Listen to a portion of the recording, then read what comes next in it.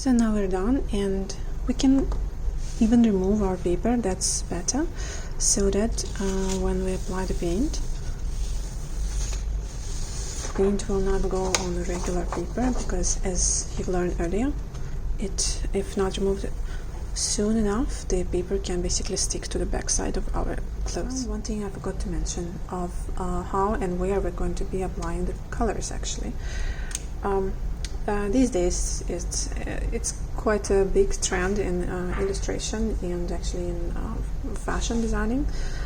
The aligning image is combined with some random color spots, which we are gonna also place on our design today. I thought, and I feel like doing it in this way. I'd like to put some paint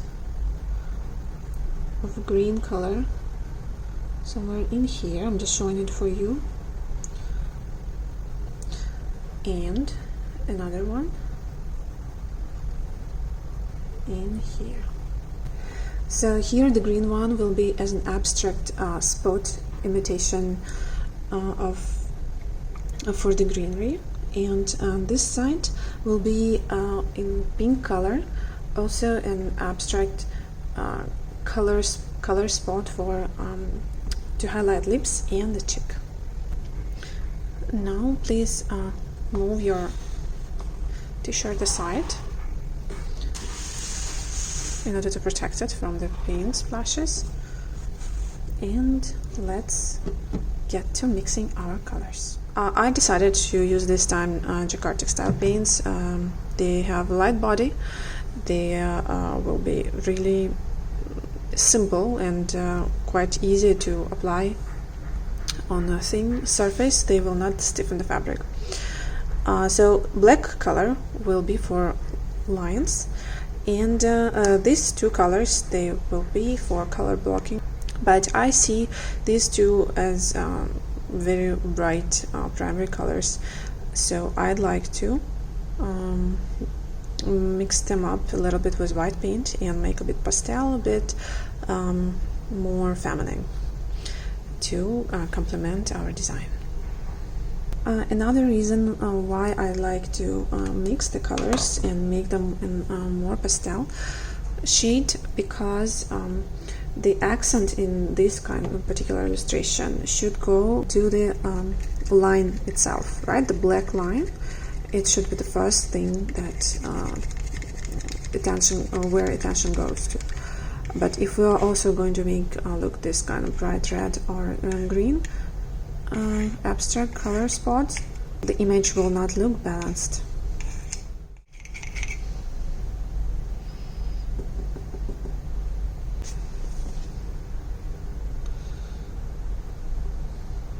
And the last one, white.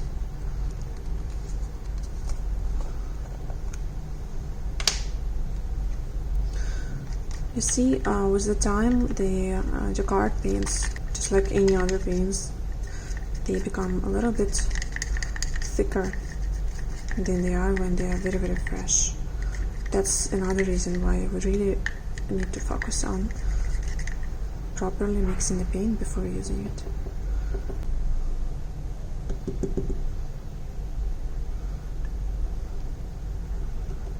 Make sure, please, to close your paint jars before proceeding with painting to save them, because the paint jars should remain open for as less time as possible.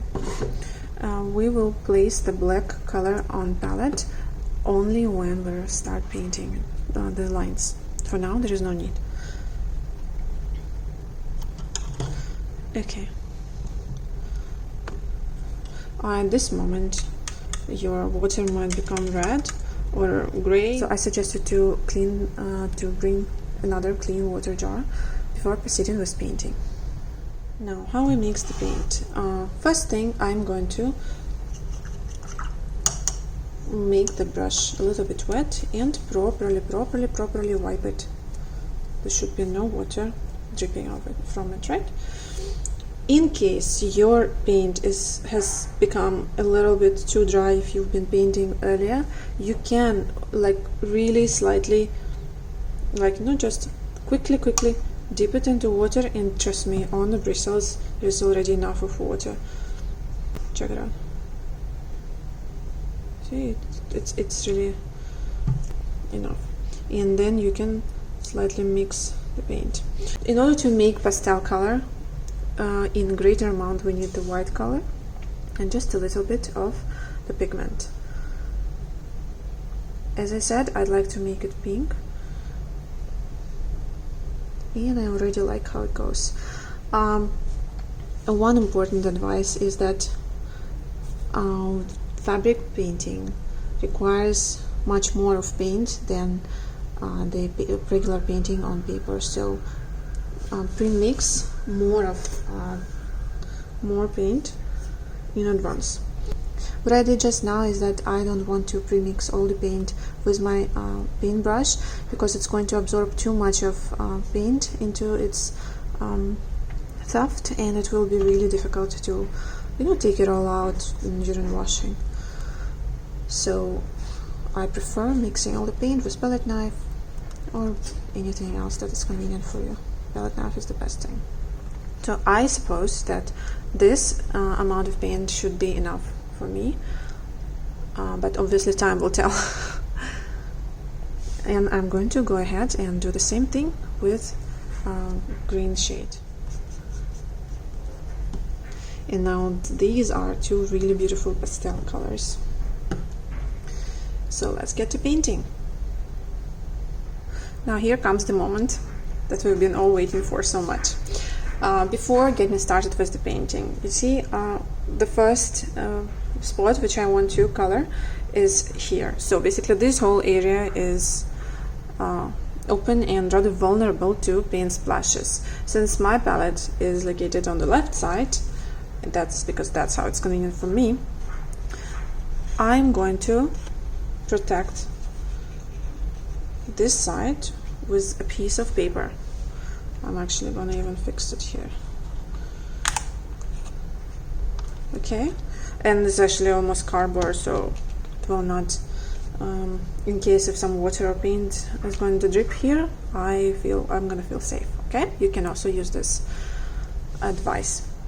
Again, while we were mixing the green paint, your pink paint might have become slightly stiff or like dry. So again, you can dip a little bit of your brush a little bit into water, bring a bit on a chisel and mix it up. You should feel very the paint mix should feel very smooth. Okay, you should not feel that there are lumps of paint on your brush. Like I feel that I'd like to make it a little bit more smooth, because my white paint has become a bit thick, and since the white paint in this mix is in greater amount and my entire mix is rather thick.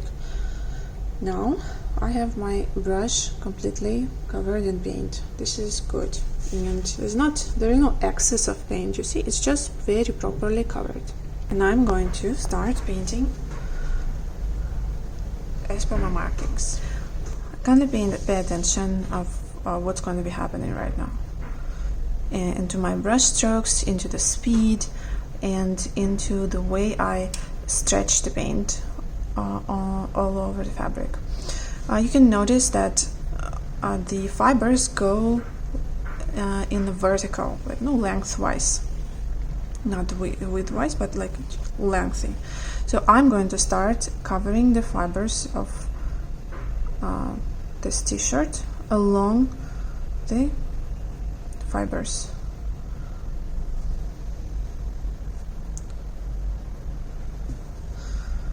You see, just with 3 or 4 strokes, I feel that that's it. The paint on the brush is finished, and I'm going for more.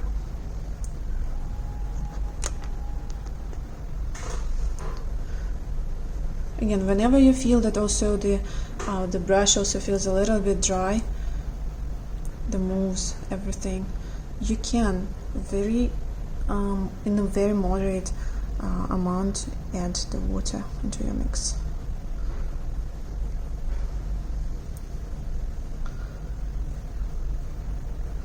You can do it from down to up or from up and down.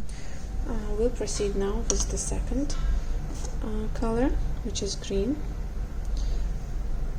Now again, I'm adding a little bit of water on the bristles of my paintbrush. Just turn the paint into a little bit smooth one. The way I pick up paint on a brush is in the same manner as I was showing you about the ways of how we wash the paintbrush, right? Up and down in this way, right? Up until the base of the brush. Again, there is no excess of paint, just a properly covered paintbrush. And I'm going to start with my second color on the t-shirt. You can observe the paint application again. First, I'm properly covering the area with vertical strokes, with long strokes, right? Let's call them long.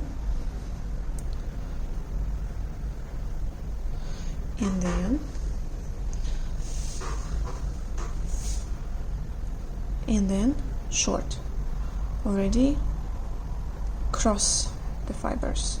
In this manner, the paint will have a chance to get into the fibers in a really proper way.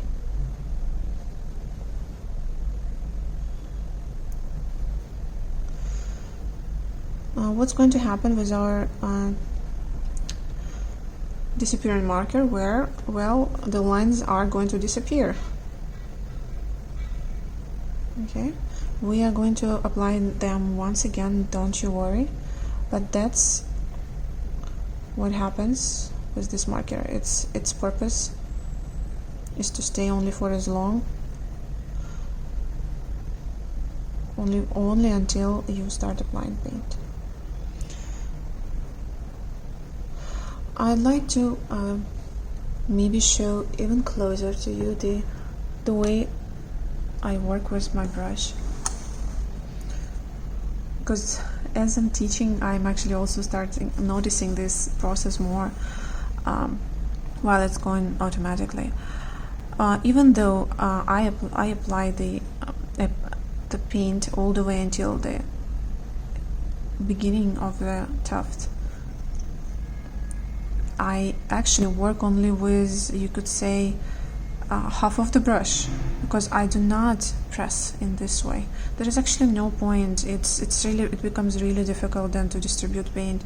You do just, with the soft and quick moves in this way. This is like, maybe I will just even do it with the slow motion. You place your brush slightly bend, push and up, stand, press, push and up, and they are basically up, up, up, like sit down, sit down, sit down, sit down, like this.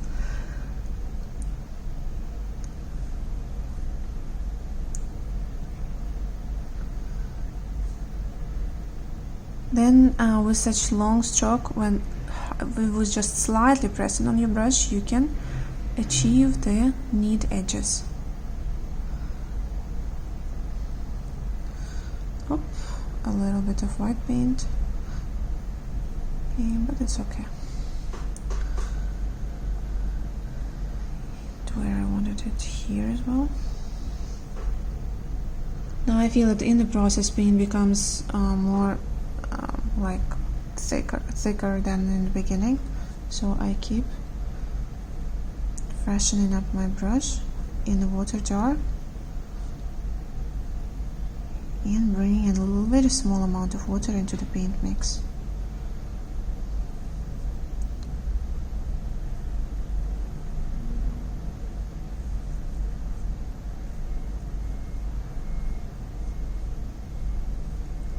Just then, right before you're done, you need to inspect your work for some missed spots. Like if you can have a look here, there are just a little bit of fibers I can see, then the paint did not cover them really properly. So just with a little bit of tip, without putting a blotch of paint, like just slightly covering it.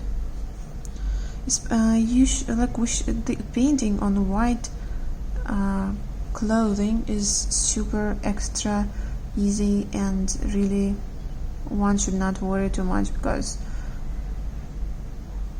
it's really easy to cover the fabric of white color. It's not like on black.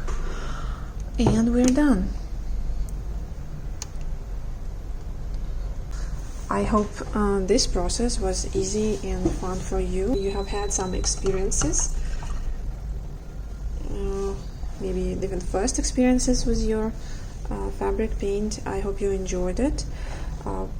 Really try to enjoy now every this little experience. Even if you dropped a bit of paint somewhere, don't get upset. This all is the learning process. So things happen to everyone, and even if you see that something is imperfect, just allow yourself this. This is the learning, this is the practice, this is the creative process, which gets better and better with every single time whenever you paint.